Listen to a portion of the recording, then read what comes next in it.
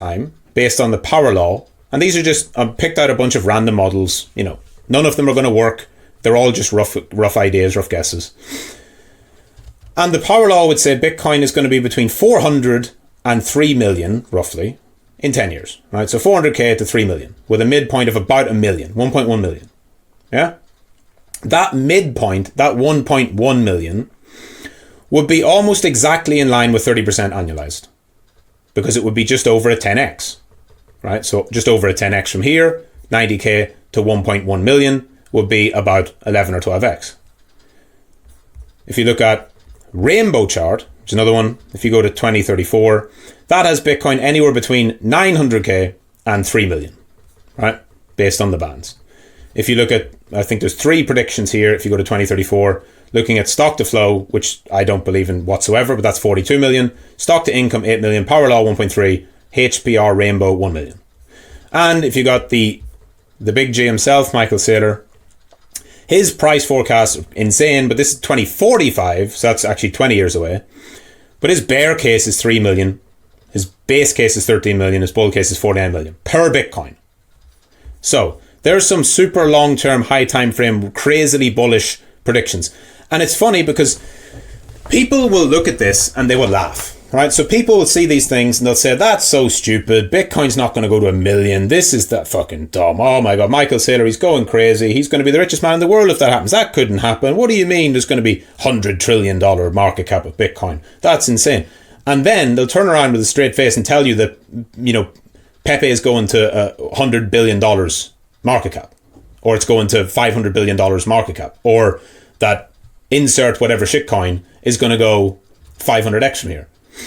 It's far more likely that Bitcoin's going to $1 million in the next 10 years than any of these, meme coins are going to go to 100 billion, 200 billion, 500 billion in the next year.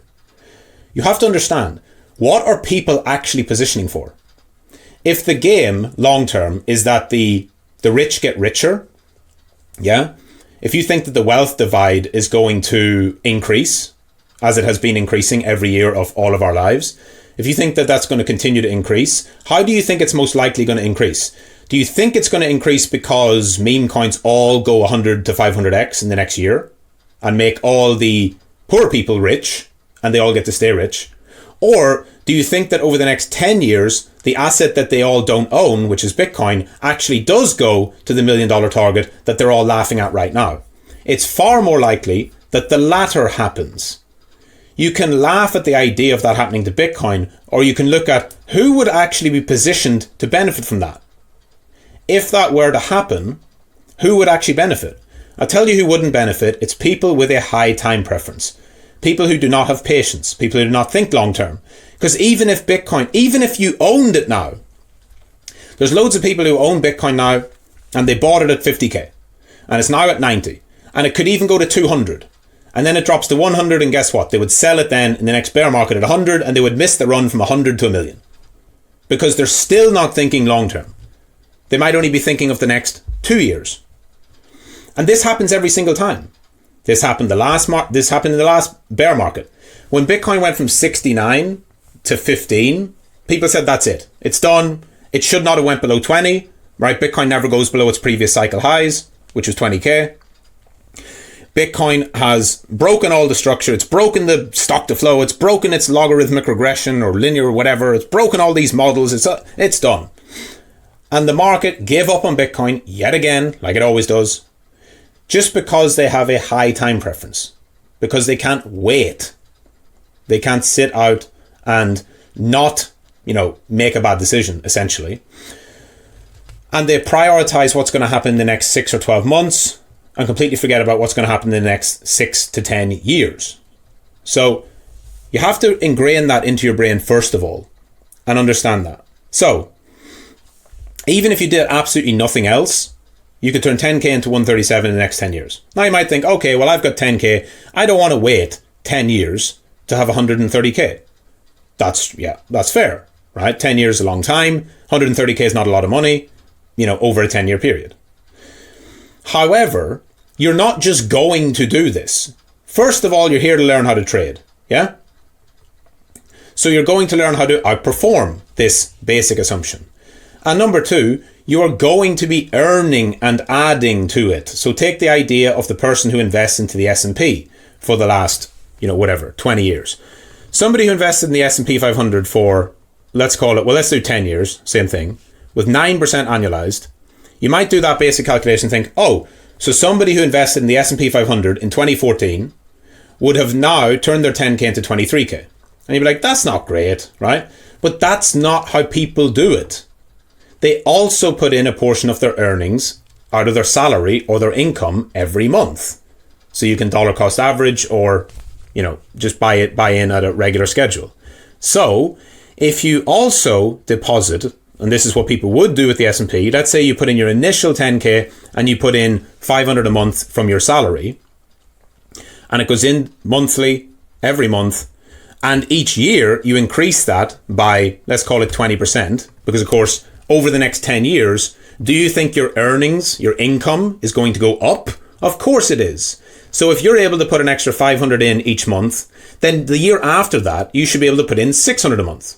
The year after that, you should be able to put in 750, right? So roughly, let's say you put in 20% more per month each individual year as it goes along. That makes a big difference. So this is the S&P example. Instead of 10K turning into 23, 10K turns into 240 just by you also having a disciplined percentage of your income that goes into it as well. If you're always thinking of putting something in for the long term, it's going to take care of itself. The compounding is going to take care of it. And it doesn't matter if you're starting with 1K, 10K, 100K. It doesn't matter if you're putting in $100 a month, $500 a month, $1,000 a month. It doesn't matter. The main thing is that you should always be doing it. Because you're not doing it for right now, you're doing it for the future. And this does not mean you can't play the short term. Sorry about that. This doesn't mean you can't play the shorter term rotations. It doesn't mean that you can't have a bull market or buy meme coins or trade these things. You can do all of that. But it's about percentage of your portfolio. There should be some percentage that is doing this, and there should be some percentage of your income that is going into this. And you can choose any asset you want. Some people choose stocks, some people choose crypto, some people choose real estate, whatever. But let's assume you're going to do it through crypto because you understand crypto and you understand, Bitcoin and the value proposition and all of that. So you can see the magic of compounding here. And it's very simple. Compounding is super simple, but people don't do it because it takes time. And because it takes time, they prioritize short-term gains instead of long-term, and they end up chasing something for the next week or month or 6 months instead of thinking long-term. And here's the secret. You can do both. You can put 80% of your money into Bitcoin following this exact plan and 80% of your monthly excess income, right? So let's say you make 3K a month and you've got $1,000 spare each month. You make 3K, you live off 2K, you've got 1K, right? Just making numbers up. You can put 80% of that excess into Bitcoin and you can play the other 20% as trading. You can play the other 20% in meme coins, in higher risk, higher reward things. You can take the 80% of your current money, let's say you got 10 grand, you put 8 of it into Bitcoin and do this compounding, and you take the other part and you try and multiply that much more. You go for the 10x, you go for the 20x, you go for the 50x. And if you make returns on that and you keep the returns, then it just adds to your stack of Bitcoin. It does not have to be one or the other. It's the biggest psyop ever. That people think they need to hyper gamble their entire net worth to try and make it. Because people are trying to make it over a 1 year period and not thinking at all about a 10-year period. Think about both. Focus on making it for certain in the long term, and then focus on maximizing the conditions like we have now, where we probably have another 6 to 12 months of good conditions of bull market left. You can try and do both, but you should always, first and foremost, be thinking long term. Future you, if you listen to this, future you is going to thank you. The you of 10 years from now is going to look back and say, thank God I listened to that lesson. Thank God I actually started doing that. So, let's now take it back to Bitcoin. 30%, okay? 30% with no deposits, nothing else. That would be the 137, right? So 10K would grow to 137 over 10 years following the Bitcoin model.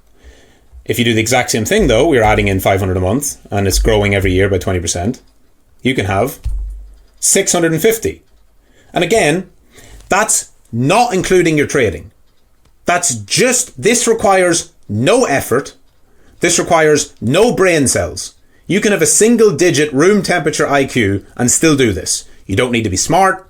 You don't need to have any excess knowledge other than what I just said. You just have to be making some money and putting some of that money into long-term approach every month. You don't even have to dollar cost average or follow any kind of process or any kind of system.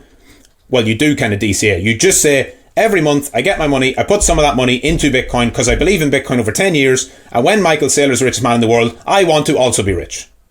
And if you did that, then you would 65x your initial in 10 years by doing nothing. Well, technically it's a bit less because obviously you put some deposits in, but by doing literally nothing, no hard work, you can have a lot more money than anybody would have if they don't follow it.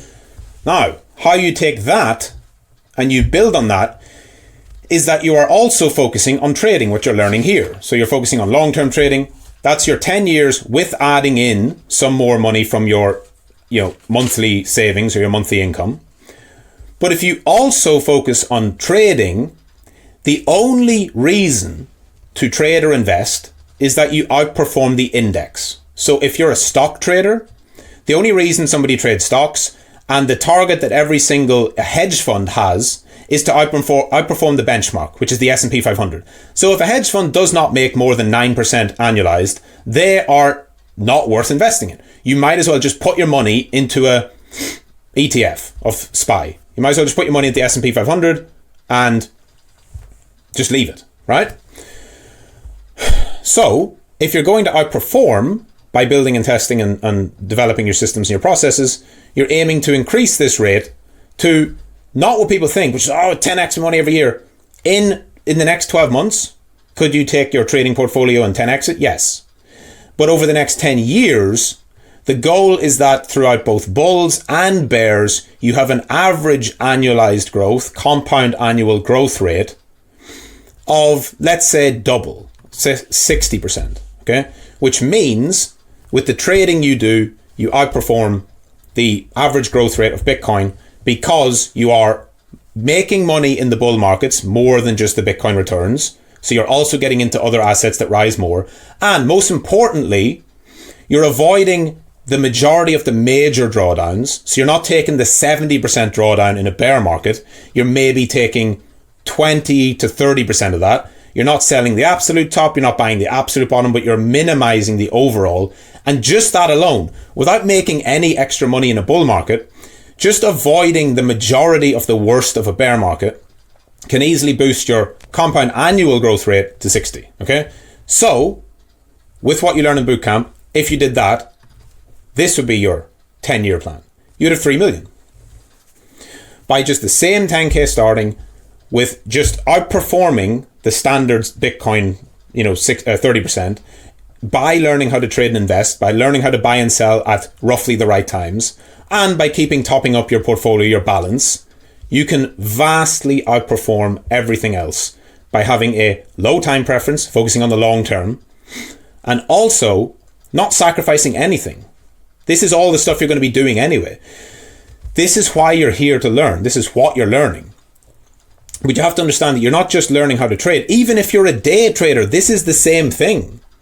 A day trader who is focusing on making money on intraday trades is still a long-term investor. Because what you're trying to do is you're trying to grow your stack over time. You just choose to do it by taking short-term trades instead of long-term.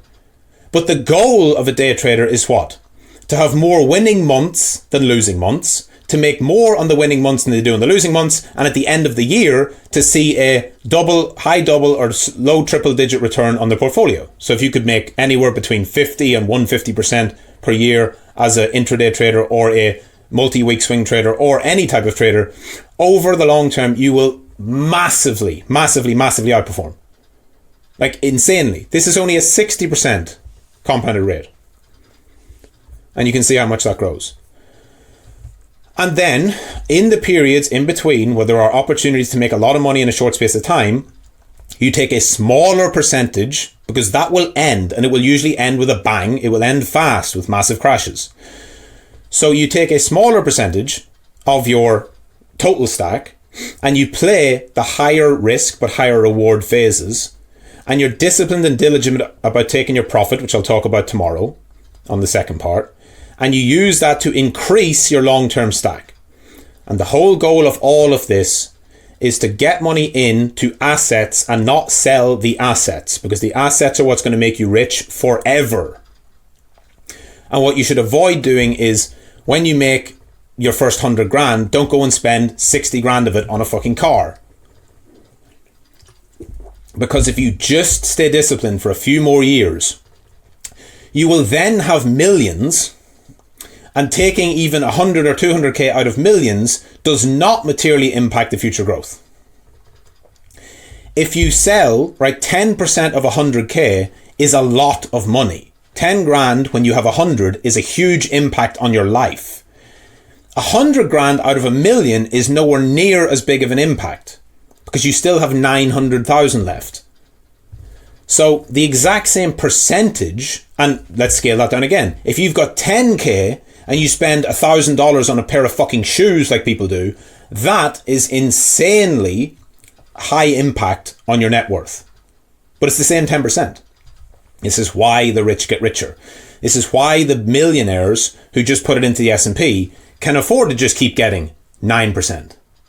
Because 9% on 50 million is more than they would ever need to live off anyway. So they can literally never go broke unless they do something really stupid, which is why most of them will talk shit about Bitcoin. Oh, Bitcoin's a scam, or it's too risky, or it's too risky. Of course it's too risky for them, because they have 100 million and it doesn't make sense to put it into Bitcoin because they don't need to. And of course they don't understand it.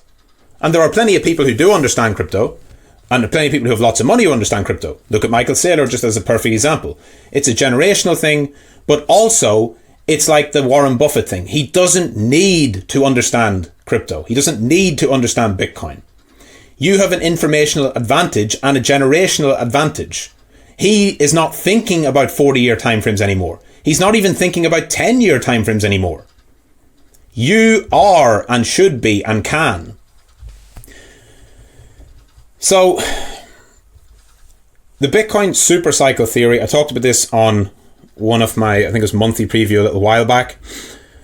And really what that says is Bitcoin is going to most likely have something similar to, I believe, the run that gold had in the 2000s, right? And if you look back at gold, the conditions are the exact same right now. You have a store of value asset with a fixed or limited supply and high demand, like we had throughout the 2000s. And even with a recession in between, gold just trended up and up and up and up. And if you look at it on a monthly basis, it basically followed this monthly EMA trend all the way from 01 to 2011, 10 years. Bitcoin, since the last bear market, was about 2022. I see no reason why Bitcoin will not just continue to rise for the next 10 years. Now, in between, depending on how high it goes and how fast, you can have massive drawdowns. But if it's climbing up and to the right over time, all of these things in between are bear markets. Okay? These are all bear markets. It's not like there's never going to be volatility again. Just like if you